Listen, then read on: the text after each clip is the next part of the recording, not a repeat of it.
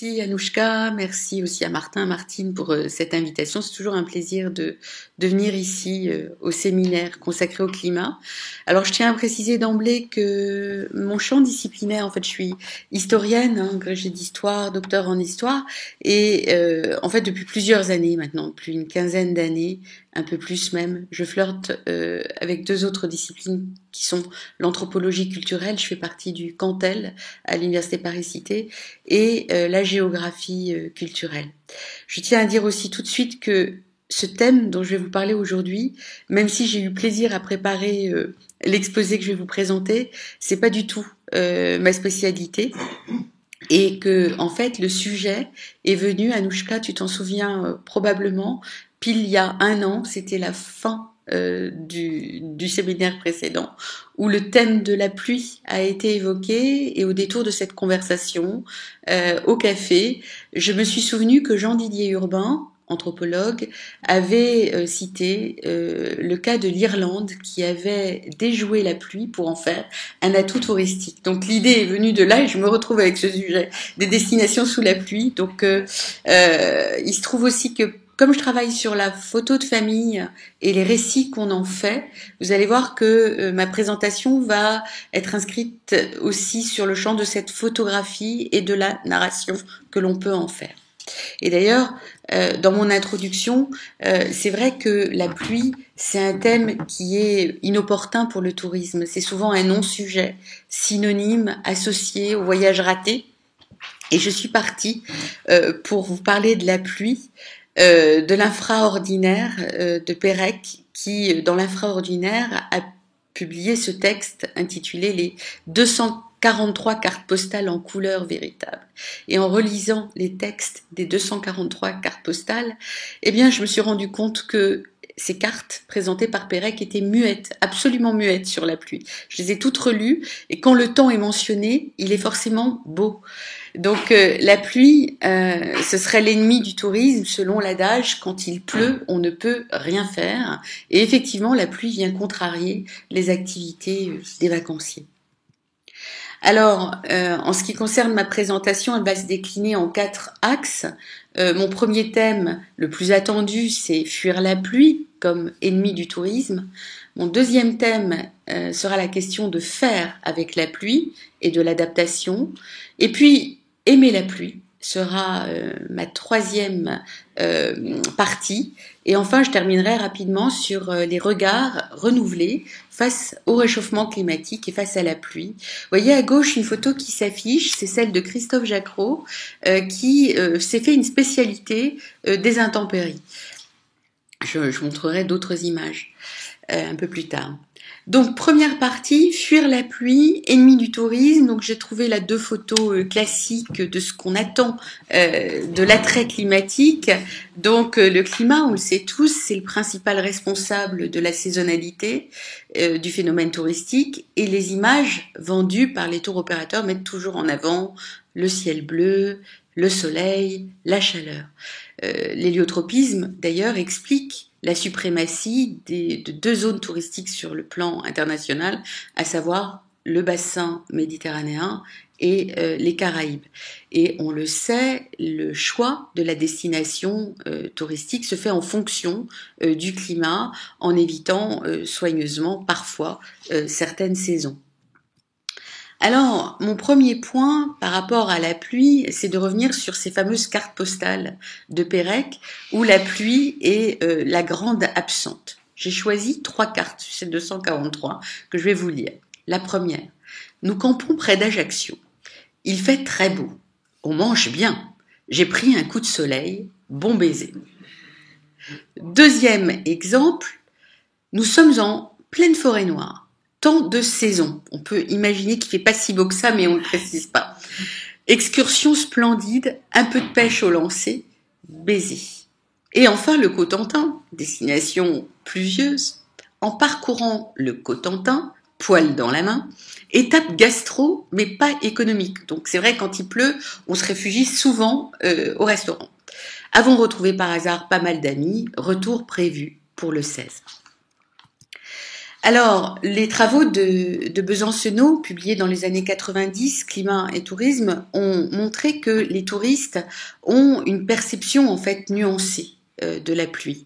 Et la première nuance, c'est la différence entre les précipitations diurnes et les précipitations nocturnes.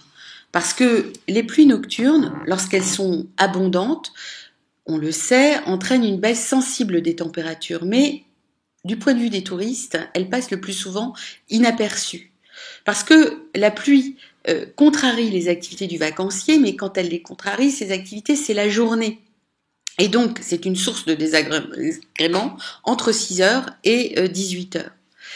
J'ai pris au vol, quand j'ai su que j'avais ce sujet-là à traiter, 2 réflexions de tourisme. Donc l'une à Tanger, dans une boutique d'artisanat, émanant d'une femme âgée d'environ 65 ans, touriste française, qui, lors d'une journée de pluie, en février 2024, s'exclame « Que faire à Tanger quand il pleut ainsi ?» Et puis 2 couples d'amis dont j'ai surpris, âgés d'environ 70 ans, la conversation dans un café à l'aéroport d'Orly au printemps dernier, qui faisaient le récit de leurs vacances. On a loué une maison en Bretagne. Il a plu toute la semaine. On n'a même pas pu manger une seule fois dans le jardin. Donc le temps pourri, en fait, équivaut à une durée de pluie de moins de 3 heures dans la tranche 6 heures, 18 heures. Il y a également des nuances en fonction de la durée pour la perception des touristes. Toujours selon Besancenot, le maximum psychologiquement acceptable, c'est 1 heure de précipitation dans la période diurne. Et 1 heure de précipitation effacerait dans la mémoire du touriste 5 heures de soleil, selon Claus et Guéron, toujours cités par Besancenot. Et en plus, ce n'est pas la quantité qui prime. L'agrément d'un climat ne se mesure pas à la quantité de pluie qui tombe. Besancenot citant un travail de Balsinte en 66, pour beaucoup de gens, s'il pleut souvent, il pleut beaucoup, s'il pleut rarement, il fait beau temps. Et en fait, ce sont les séquences prolongées de mauvais temps qui sont cruellement ressenties. Enfin, dernière perception nuancée, celle qui correspond au territoire, c'est-à-dire que c'est lié vraiment à l'image que l'on se fait du climat. Un relatif mauvais temps est souvent supporté avec résignation en façade atlantique, mais il devient intolérable si on est dans le Midi. Et le touriste veut aussi se garantir contre les intempéries. Il y a eu dans les années 60-70 toute ces séries de slogans du style « journée sans soleil remboursée ». Et d'ailleurs, en surfant sur les sites internet, de nombreuses préconisations dont je vous parlerai ensuite sur que faire en temps de pluie émanent de compagnies d'assurance.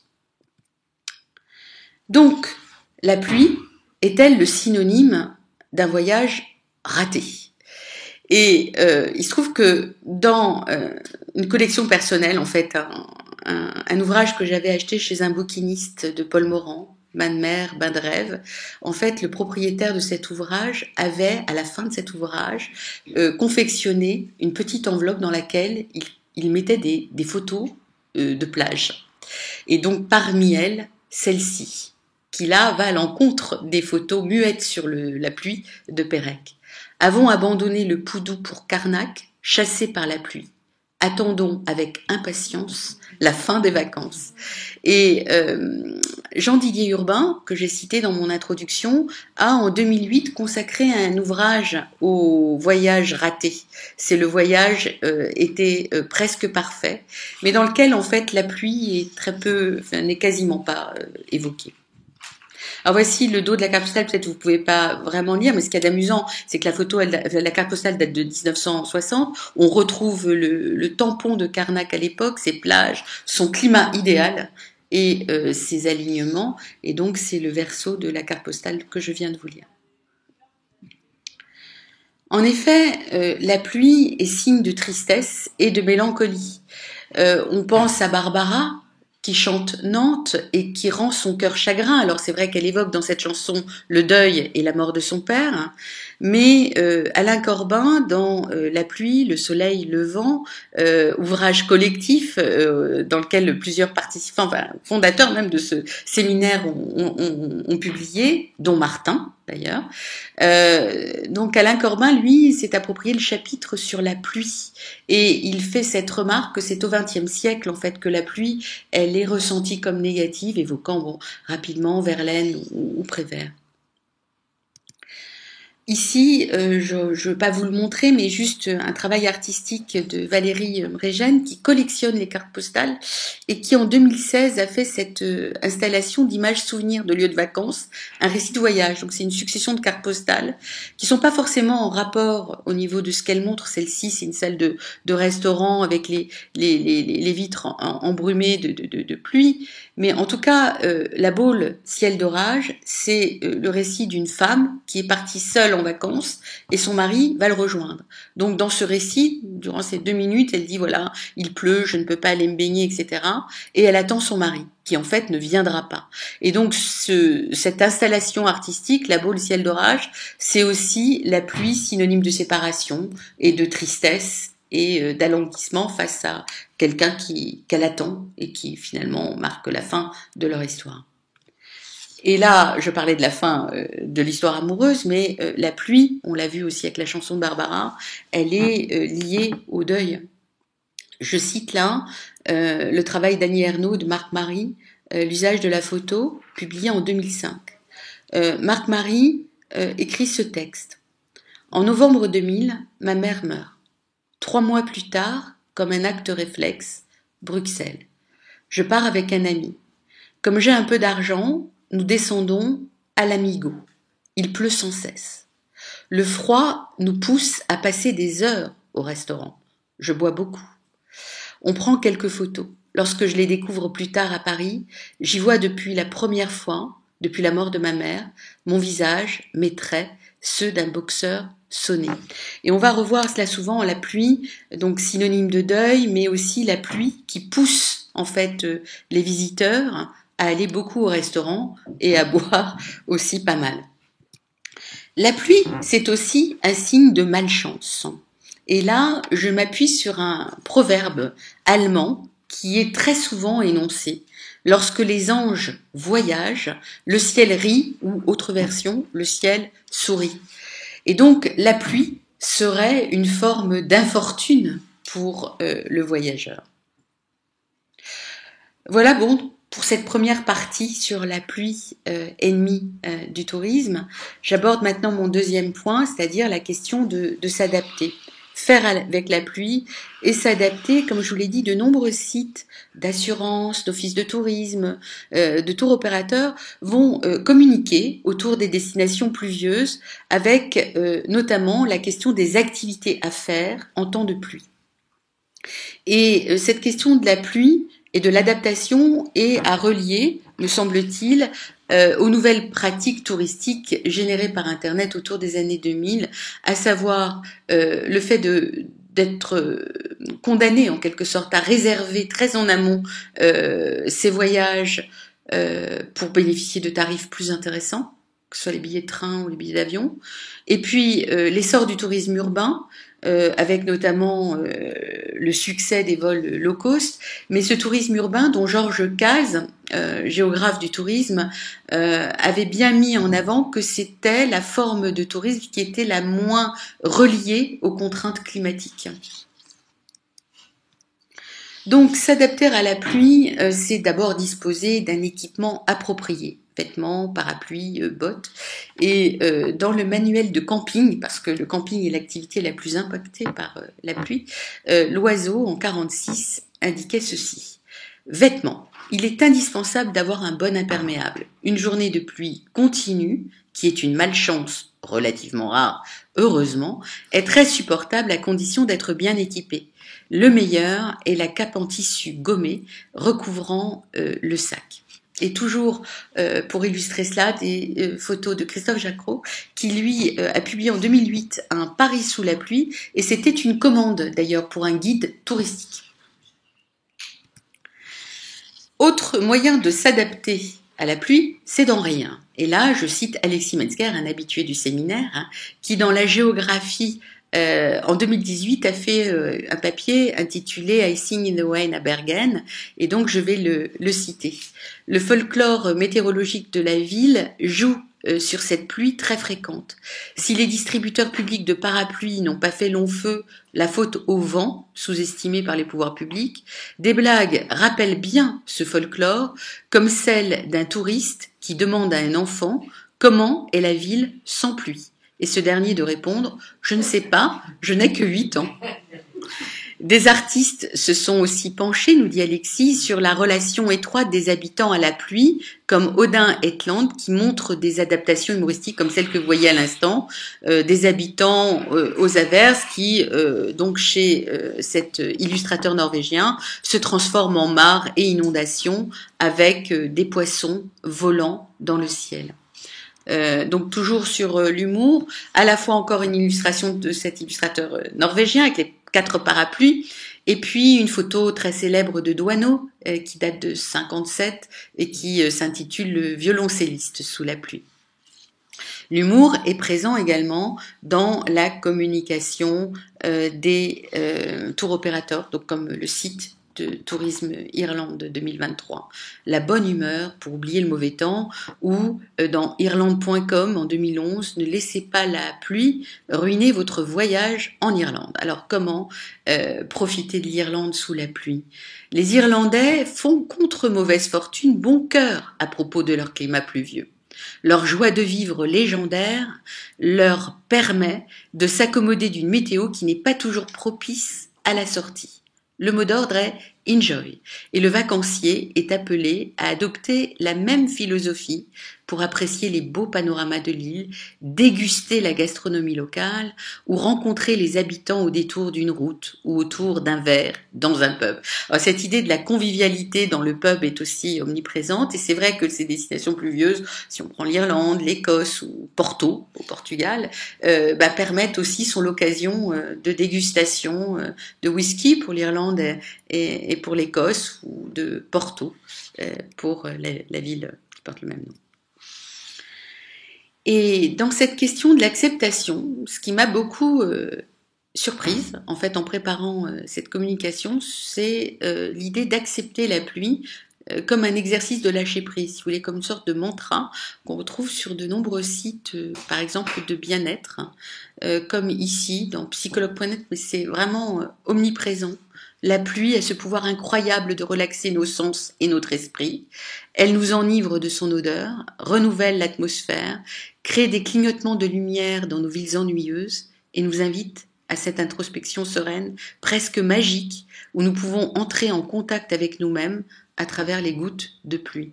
Et donc, il y a tout un discours qui vise à accepter la pluie pour que la pluie ne soit pas une fatalité. Donc, par exemple, sur le site Cocooning, qui est un site d'hébergement beaucoup moins célèbre que Airbnb, on a « Et si le week-end pluvieux rimette avec ses jours heureux ». Et donc, il y a toute une liste, en fait, c'est des inventaires de choses à faire quand il pleut. Un stage d'initiation à la menuiserie ou à l'ébénisterie ou au bricolage, un atelier jardinage, une initiation au yoga, au tai chi, à la relaxation, une sensibilisation à la sophrologie, au développement personnel, un séjour détente et bien-être, une dégustation œnologique ou gastronomique. Et puis, alors ça, c'est, vous tapez n'importe quelle destination, et sur les sites des offices de tourisme, vous trouvez que faire en temps de pluie. Donc là, j'ai choisi Nice, mais bon. 1. Visiter les musées. 2. S'émerveiller dans la serre du parc Phoenix. 3. Découvrir la cuisine nissarde lors d'un atelier. 4. Créer son parfum personnalisé. 5. Exprimer sa créativité lors d'un atelier artistique. 6. Faire du shopping dans les centres commerciaux. Et enfin, il y a des gens qui aiment la pluie. Et là, j'aborde mon 3e point sur aimer la pluie, les avantages de la pluie bienfaisante. Et donc, comme je vous le disais en introduction, au détour de cette conversation avec Anouchka et Martine, je me souvenais donc de la pluie comme un atout publicitaire avec le cas de l'Irlande. L'Irlande qui, dès les années 70, enfin 72-86, va vraiment communiquer autour de la pluie comme un atout, en s'adressant à un public cultivé, nourri par le cinéma. Le livre, c'est l'époque d'un énorme succès éditorial, Le Taxi Mauve de Michel Déon, et un public qui assimile en fait la pluie à la fois réelle et mythique, qui l'apprécie donc, et qui va finalement être flatté par ces slogans qui s'adressent à lui et qui va finalement s'engouffrer vers une destination qui est au fond une quête de distinction, loin du tourisme de masse des rivages méditerranéens. Donc le challenge, en fait, le défi de les campagnes publicitaires de l'Irlande qui ont été étudiées par Marchand en 86, par Dodge aussi en 94, ça a été de retourner en fait l'image de marque médiocre de l'Irlande pour en faire un atout. Voici quelques exemples de slogans qui ont été utilisés à cette période-là. Il pleut et c'est heureux. Comment pourrions-nous garder le verdoiement de nos prairies? L'Irlande n'est pas au bord de la Méditerranée, heureusement, sous-entendu, vous ne serez pas dans le tourisme de masse. Et puis enfin, la pluie existe, mais elle disparaît rapidement.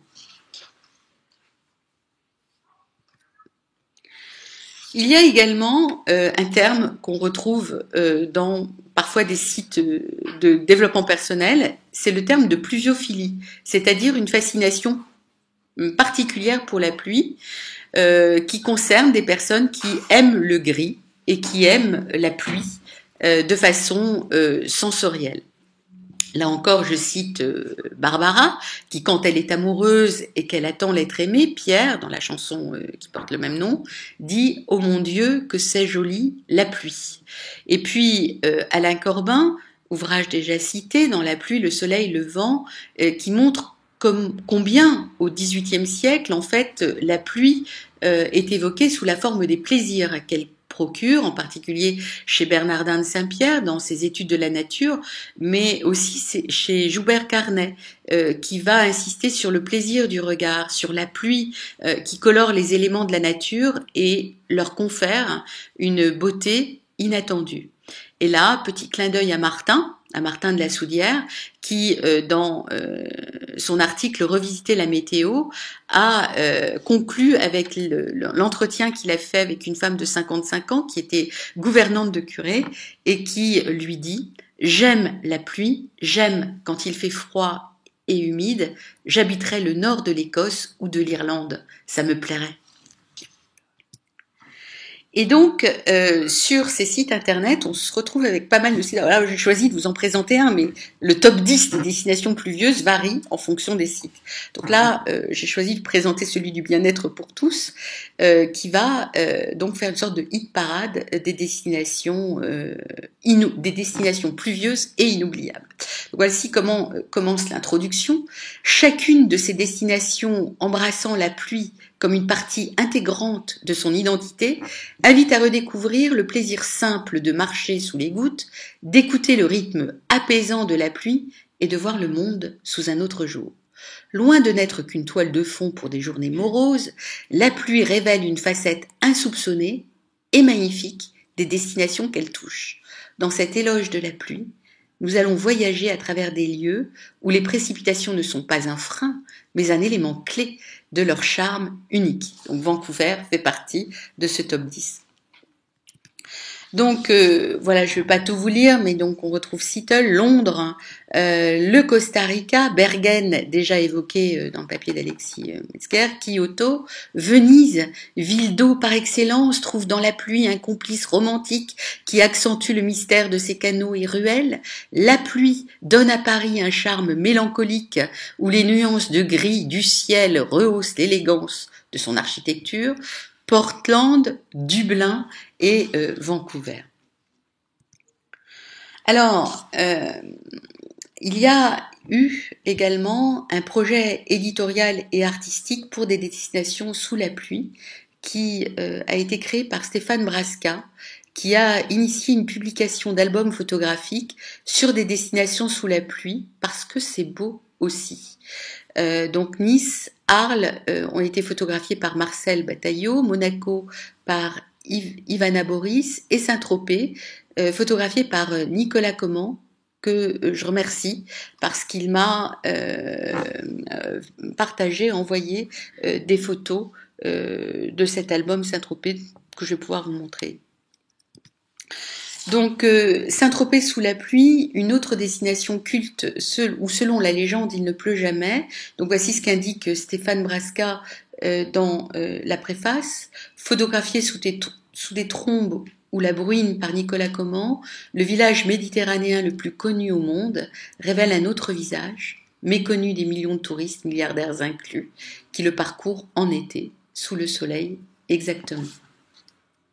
Donc le propos de Nicolas Comment, c'est juste après la pluie que la magie de Saint-Tropez, enfin déserte, opère. Ces plaques d'égout, marquées ici commence la mer, débordent, d'où remonte l'odeur du port, pestilentielle. Saint-Tropez, fumante, dégouline, rincée de tous les fluides qui s'échangent ici, chaque été, comme nulle part ailleurs. Elle sèche alors comme une phrase d'amour, inscrite au stylo plume, à l'encre bleue d'azur. Ce sont buvard et timbre rose que j'utilise ici pour poster ces quelques cartes postales diluviennes qu'on cherchera en vain dans les kiosques de Saint-Trope. Donc, je vous montre deux photos de Nicolas Comment, celle du Café Rouge Sénéquier et celle-ci qui est prise place des Lys, sur laquelle on voit se refléter l'enseigne du Café des Arts dans une flaque d'eau. D'autres photographes ont montré l'esthétique des villes sous la pluie. Je pense au photographe américain Jonathan Jasper qui est actuellement exposé en Allemagne, autour du Japon. Et puis la pluie, ça peut donner l'occasion également de s'aimer. S'aimer sous la pluie. Voici un des autres aspects de cette partie consacrée à l'amour de la pluie. En faisant cette recherche, je sais qu'il y a eu la présentation du cinéma et de la pluie. J'étais pas présente, je sais pas si ce film a été évoqué, mais c'est vrai qu'In the Mood for Love de Wong Kar-wai montre des séquences en fait où le couple se rencontre sous des trompes d'eau. Et Florence Colombani, dans son émission La vie fait son cinéma, émission de France Inter du 7 août 2014, a consacré une de ses émissions à comment passer une journée de pluie, In the Mood for Love. Donc l'invité était Jean-Pierre Laminet, qui est astrophysicien et poète, et donc je vous lis la présentation de l'émission. Jean-Pierre Laminet nous entraîne dans le sillage des amants détrempés de pluie. Une question s'impose en ces temps de vacances, donc elle était diffusée début août. Qu'est-ce qu'on peut faire les jours de pluie? On peut chanter et danser, comme dans une comédie musicale avec Gene Kelly, ou alors on peut s'aimer. Et comme on est sur la question des destinations sous la pluie, il est très certain, vous savez que les films crée en fait une envie, un désir de partir vers certains lieux, et Hong Kong en a bénéficié grâce à ce film sublime, et d'ailleurs la ville de Hong Kong est sublimée dans ce film. Et un article récent montre que le restaurant dans lequel le couple se retrouve régulièrement dans ce film vient de fermer, mais il y a eu le même succès que pour le café d'Amélie Poulain. Alors ici, Christophe Jacquereau, que j'ai déjà évoqué, qui s'est spécialisé dans les intempéries, a consacré en 2008 un ouvrage consacré à Hong Kong sous la pluie, et on retrouve l'influence du cinéaste d'In the Mood for Love dans son regard. Et puis bien sûr, s'aimer grâce à la pluie peut être une aubaine pour les amants, mais ça, ce n'est pas dans les conseils des offices de tourisme et des listes et des do-listes à faire. Mais rester à l'hôtel pour les amants, ça, et bien sûr, c'est ce que procure la pluie, c'est les délices de la pluie. Donc là, deux photos de Nicolas Comment, une de la chambre d'hôtel donc à Saint-Tropez et de sa compagne, qui figure à la fois dans l'album Saint-Tropez, mais actuellement Nicolas Comment expose à la galerie Polka, rue Saint-Gilles, une exposition qui s'intitule Blue Movie et qui est visible durant l'été, jusqu'au 14 juillet. Et puis une autre photo d'hôtel, c'est celle qu'on retrouve dans l'usage de la photo d'Annie Ernaux et de Marc Marie, la photo de l'hôtel Marivaux à Bruxelles. c'est pas tout à fait dans le sujet, mais enfin les chansons peuvent aussi donner des envies de partir vers des lieux. Et donc là, j'ai fait très rapidement un bref aperçu de la pluie et du sentiment amoureux. Je me suis juste limitée à la chanson française avec Il était une fois en 75 et Viens faire un tour sous la pluie. L'amour au soleil, ça m'ennuie. On fera le tour de Paris, c'est joli.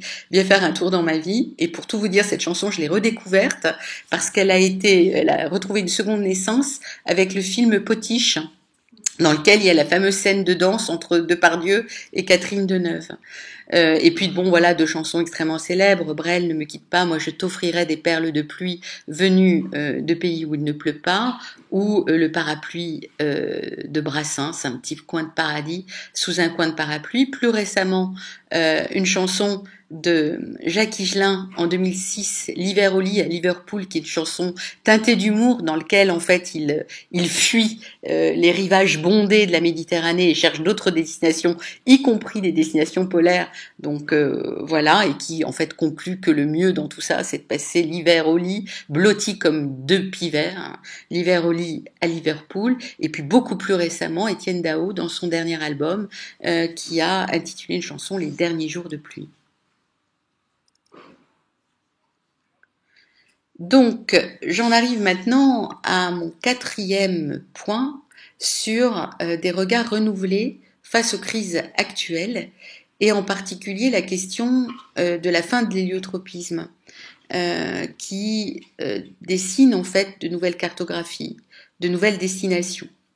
Alors, le dérèglement climatique, bien sûr, fait que le touriste va être en quête d'espaces de fraîcheur. On a vu émerger notamment les destinations polaires. J'ai publié sur ce thème-là dès 2003, en fait, lorsqu'il y a la première canicule, la destination polaire va devenir un lieu du possible et même un lieu souhaité. Il y a également ces images catastrophiques d'incendies, de sécheresse qui se multiplient en été. Et puis, les risques sanitaires, le bronzage excessif, les risques de cancer de la peau, et puis la pollution. Et j'ajoute à cela, même si c'est loin en fait de la pluie, mais ça joue dans la question de la fuite de l'héliotropisme, la question de la crise migratoire qui fait de la Méditerranée une mer morte et où des artistes se sont penchés sur cette contradiction de ces rivages de Lesbos ou de Lampedusa, où d'un côté il y a des touristes qui bronzent sur la plage et de l'autre des migrants qui fuient la guerre et qui, au péril de leur vie, accostent. Et je me suis permis ici de vous montrer une référence à une série qui a été diffusée sur Arte en 2019, s'appelait Eden, et où un couple allemand est précisément sur une plage et voit arriver en fait des naufragés. Et donc va s'engager pour recevoir un migrant. Et puis j'ai accompagné ça d'une photo bouleversante en fait sur la douleur face aux autres de James Dartway, photojournaliste américain qui évoque la question migratoire. Il y a également, autour du réchauffement climatique, une sorte de prise de conscience écologique. Et ici, une photo de Tanger, qui émane de la revue hebdomadaire Follow It, revue culturelle de la ville de Tanger. Tanger s'est réveillé ce mercredi 6 décembre 2023 sous une pluie abondante. Un cadeau céleste, et ça fait le lien avec l'exposé précédent, un cadeau céleste attendu aussi bien par les habitants de la ville que par les agriculteurs. Et ce qu'on entend beaucoup de la part des touristes, c'est « il pleut, mais c'est bon pour la nature ». Et ce désir de pluie, Nadine Crétin l'a bien rappelé, qui était très présent au milieu rural, dans les territoires concernés par la sécheresse, en fait fait maintenant l'unanimité. On a tellement peur des incendies, par exemple, que il y a cette idée de pluie bienfaisante. Et ceci, eh bien, rejoint ce que Thoreau écrivait en 1854, Thoreau, cité par Corbin, qui magnifiait déjà la pluie dans Walden. Si la pluie est bonne pour l'herbe, elle est bonne pour moi. Cette question de la prise de conscience écologique vise également à favoriser les courtes distances plutôt que les voyages lointains. Et donc ces courtes distances, c'est des destinations proches mais pluvieuses. Et là, on est juste, je ne sais pas si vous vous souvenez, au moment de la crise du Covid ou peu après, et la Bretagne va se lancer dans cette campagne publicitaire pleine d'humour, avec Caraïbes, cet été naviguer sur Caraïbes ou surfer en Californie. Et donc là, de façon implicite, on est dans cette prise de conscience écologiste qui vise à favoriser les destinations, les courtes distances. On a retrouvé cela également avec la campagne de l'agence communication Rouen-Normandie Invest. Vous avez dû la voir partout dans le métro, cette affiche à l'automne. Il pleut plus à Rouen qu'à Rio. Alors c'est intéressant parce que cette agence de com fait appel à l'artiste Rero qui barre les mots pour les souligner. Et on est implicitement, pareil que pour la Bretagne, dans une sorte de dimension de tourisme durable qui est implicite. Rouen n'est qu'à 1 heure de Paris, nous écrit-on. Et en même temps, on est dans un dispositif tellement classique sur la communication des destinations touristiques qu'on retrouvait émanant des compagnies de chemin de fer privées au XIXe siècle, où on met en avant et la proximité de la destination et où on utilise des comparaisons plus ou moins floues d'ailleurs avec des chiffres sortis d'on ne sait pas où pour indiquer que c'est un bon climat. D'accord. Et donc, la question aussi de la pluie et de ses excès font l'événement. Et ça, Martin de la Soudière l'a tellement souvent souligné. Alors, je me suis amusée, mais vraiment, c'est très exhaustif. Il se trouve qu'on vient de vivre un printemps particulièrement pluvieux. Donc, une petite revue de presse. Libé, 30 mai 2024, plus abondante, un printemps qui goûte cher. Ouest France, 22 mai 2024, orage, pluie, le temps pourri, connu en France est un symptôme du réchauffement climatique. Et Marianne, 2 avril 2024, pourquoi il fait un temps de merde depuis des mois. Bref, mais en même temps, ce qui est amusant, c'est que sur France Info, en 2013 déjà, eh bien l'hiver s'éternisait et ça faisait 30 ans qu'on n'avait pas vu un printemps aussi mauvais. Voilà. Par rapport à la question du réchauffement climatique, le cas de Hong Kong, qui est une des villes les plus humides du monde, et où, depuis 2010, en fait, il y a un laboratoire pour les habitants, pour les touristes, afin d'observer le dérèglement climatique. Votre smartphone en poche et un bon parapluie sont vos meilleurs alliés. Depuis 2010, il est désormais facile de prévoir et de se préparer à tous les mouvements de pluie grâce à une application mobile, My Observatory.